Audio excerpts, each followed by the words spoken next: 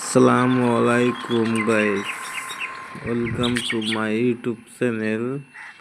মানে এটা হলো আমার নানার গাঁও, মানে আমার নানাদের গ্রামে আমি আইছি নানার বাড়ি খাইতে, তখন এই ভিডিওটার বানাই। এটা হলো ফুলবাড়ি মেঘালয় কয়লাঘাট জায়গার নাম। মানে এটা তো ওইখানে তিনারিতে মাদ্রাসা, বহুত বড় মাদ্রাসা এটা। এটা হলো মসজিদ।